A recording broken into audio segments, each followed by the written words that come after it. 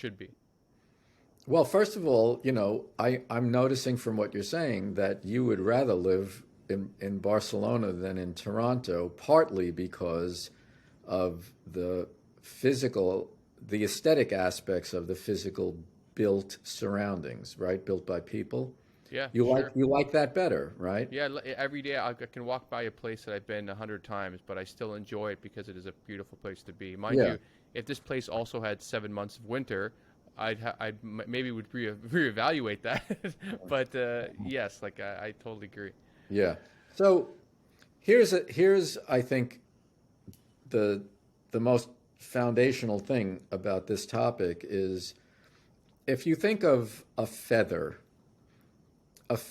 is just a structure that an animal's DNA manages to make. It has a physical patterning, it has a chemical composition.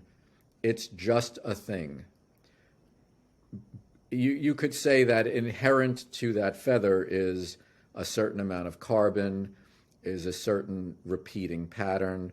Those are properties of the feather. What is not a property of the feather is whether or not it's beautiful. That is only a judgment that happens within a mind. And that means that the mind somehow has the capacity for aesthetic judgment. Why have minds evolved a capacity for aesthetic judgments and aesthetic preferences? Most of the feathers that we see as beautiful, most of the flowers that we see as beautiful, are only beautiful because our mind is constantly making a judgment about these things. Our mind thinks that flowers are more beautiful than roots, for instance. Our mind thinks that feathers are more beautiful than a bird's foot, for instance. So it's our mind making these judgments. And then, so the question is, why do minds have aesthetic capacities? What other minds have aesthetic capacities?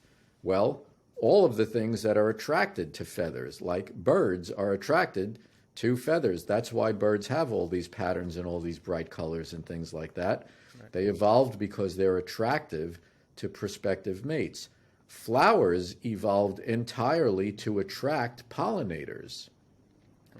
Pollinators are drawn to flowers because they find them attractive.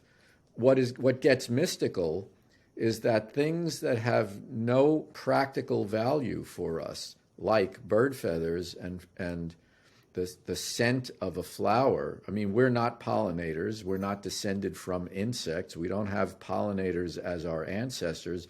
Why do we find flowers visually beautiful and beautiful smelling?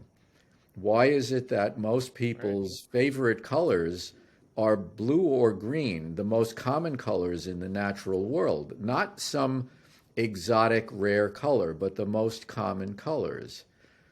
So those are big questions. Then if you think, well, what if we had no aesthetic sense of the world? What if we got no pleasure from the sky, from the color of leaves, from the look of flowers, from the sight or sound of birds? If we got no pleasure from the world around us, we would be left with all the difficulty of trying to stay alive. Why would we bother?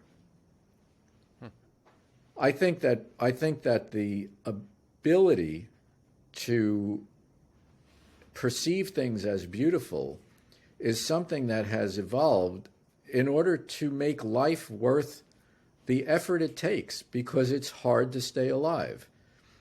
And beauty, I think, is the reason for living.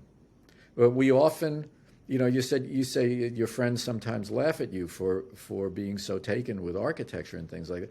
What we often do, especially in the West, is we degrade beauty and we say, oh, that's just an aesthetic consideration.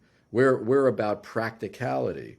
Well, that's another kind of a catastrophic thing that really denies what are some of the best things about the human mind? Our ability to see things as beautiful. Why is it that artists and musicians are always struggling to make a living, and people want you to play music and not pay for it, and yet are willing to pay a lawyer $500 an hour?